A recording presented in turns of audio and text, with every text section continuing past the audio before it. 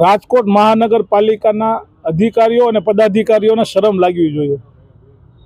ખાલી નિમ્ન કક્ષાનું કામ ન કરે, નિમ્ન કક્ષાનો ભ્રષ્ટાચાર ન થવો જોઈએ.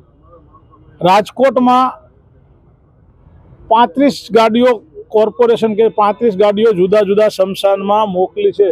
જે ઝાડવાઓ પડ્યા વરસાદમાં એ 35 ગાડીઓ જુદી જુદી જગ્યાએ મોકલી. એમાં આ બાપુનગરના સ્મશાનમાં 5 ગાડીઓ મોકલી એવું કોર્પોરેશનના ચોપડે છે.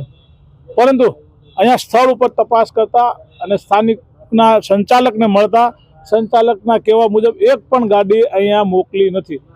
હા, 20 દિવસ પેલા હાંડિયા પુલ થાય છે ત્યાંથી ગાડી આવેલી છે, એ રેકર્ડમાં છે, પરંતુ ત્યાર પછી એક પણ ગાડી નથી આવી ને કોર્પોરેશન 5 ગાડી જો કહેતી હોય તો આની સિવાય કોઈ ભ્રષ્ટાચાર નિમ્ન કક્ષાનો હોય જ ન શકે. અધિકારીઓને પદાધિકારીઓ આ લોકોને પણ કાલે મરવાનું છે, આપણે બધાને કાલે મરવાનું છે. પણ ત્યારે જો એને લાકડા નહીં મળે ત્યારે એની પોઝિશન શું થશે એ પાછલા લોકોને વિચારવાનું છે. હું એક આ દુઃખ સાથે વાત કરી રહ્યો છું. આમાં રાજકારણ ન કરવું જોઈએ, પણ આવા કૌભાંડ કરતા પણ એ લોકોને શરમ લાગી જોઈએ. રોડ ખાઈ જાય છે, આપણે જોઈએ છીએ, ડામર ખાઈ જાય છે, પુલ ખાઈ જાય છે, અરે ગૌચરની જમીન ખાઈ ગયા. હવે બાકી રીતે શમશાનના લાકડા પણ નથી મૂકતા. આવી નિમ્ન કક્ષાનો લોકો ભ્રષ્ટાચાર કરી રહ્યા છે, એ ન થવો જોઈએ. અમે રાજકોટ કોંગ્રેસ દ્વારા રાજકોટ મહાનગરપાલિકાના કમિશનરને આની વિજિલન્સ તપાસ સોંપવા માટેની કાગળ પત્ર લખવાના છીએ. મને કૌભાંડ કેટલા રૂપિયાની ખબર, કારણ જ્યાં સુધી સામે બધા જ ગાડીઓ નથી આવી ત્યાં લગી હું કહી ના શકું. કારણ કે આ લાકડાના ભાવ જોતા અહીંયા જ 5 ગાડીનો ભ્રષ્ટાચાર છે, બીજે કેટલા નહીં મોકલ્યા હોય એ તો આપણે પૂરતી જાણ્યા પછી ખબર પડે. પરંતુ રાજકોટ મહાનગરપાલિકામાં લાકડા કૌભાંડ થયું છે ને આપની સમક્ષ છે, સામે જ છે. આ લાકડા જે પડે, આ લાકડા દાતાઓએ આપેલા છે. દાતાઓ 12 ગામથી લઈ મોકલતા હોય છે, પણ રાજકોટ મહાનગરપાલિકા છેલ્લા 25 દિવસથી એક પણ ગાડી મોકલી નથી. 25 ચોપડામાં નોંધ છે. ગાડી અહીંયા વરસાદ આવ્યો છઠ પછી એક પણ ગાડી આવેલ નથી.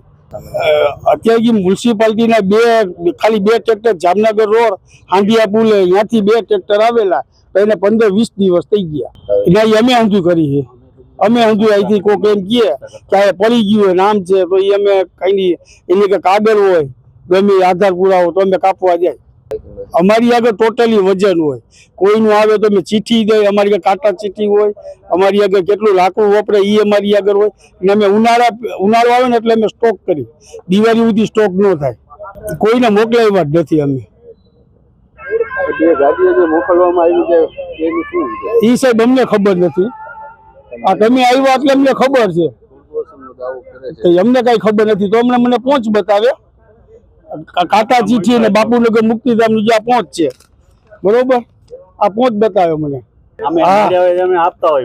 એના ભેગી કાંટા ચીઠી જાય કેટલું વજન થયો એટલે અમારા લિસ્ટમાં બોલે. ખાસ તો આ જે કાંટા ચીઠી છે એના લાકડા જે છે આપને મળ્યા છે હાલમાં કે નથી? ના, એક પણ નથી મળ્યા છઠ પછી. ના સાહેબ, મને તો આટલી ખબર તમે લાગે છે આપને? ના સાહેબ, મારે મને કાંઈ કોઈ જાતની ખબર જ નથી. તમે આવ્યા એટલે અમે કહીએ અમારે હોય અમે કહીએ.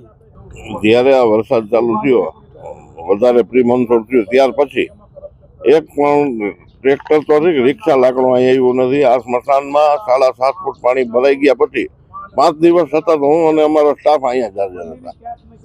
લાકડું આવેલ જ નથી. ખાલી અમને એક ફોન આવ્યો સ્મશાનના ફોનમાં, વોર્ડ નંબર 8 માંથી, સરદાર ગાર્ડન માંથી, અમે જે ચાલી ત્યાંથી 2 ઝાડવા પડી ગયા. તમારા માણસો જઈ અને ભરી કાપી અને લાકડું ભરી આવ્યા. એક ટ્રેક્ટર લાકડું છે, બીજા જે લાકડા એ એસટી વર્કશોપમાંથી અધિકારીનો ફોન આવતા અમે ત્યાંથી કાપી આવેલા એ છે. અને રેતલસર પાસેથી 2 ટ્રક અમે લાકડા કાપીને લઈ આવ્યા. પણ રાજકોટમાંથી એક પણ ટ્રેક્ટર તો એક પણ રિક્ષા નથી આવી. આરએમસી તરફથી લાકડા આવેલ નથી ગાર્ડન શાખામાં. ના તો અમને પહોંચ બતાવે, અમે પહોંચ આપી સોરઠિયા વેબ્રિજમાં વજન કરાવીને લાકડું અંદર લઈ છીએ. અમારે મેન્ટેનન્સ થાય આખું. કોઈ પણ બોડી આવે લાકડામાં આવી કેટલા લાકડા આપ્યા, કેટલા થાણા આપ્યા, કાંઈ પણ હોય બધી વિગત એમાં લખાય છે. અને દર મહિનાનો રિપોર્ટ અમે આરોગ્ય શાખામાં આપી જ છીએ. હવે એ તો અધિકારીઓએ તપાસ કરવાનો વિષય છે. જે કઈ હોય એ તો આમાં પણ છે એ કયા રીતના હવે એ તો એ અધિકારીઓએ કડક પગલાં જ લેવા જોઈએ. આમાં જે કોઈ હોય એને છોડવા ન જોઈએ.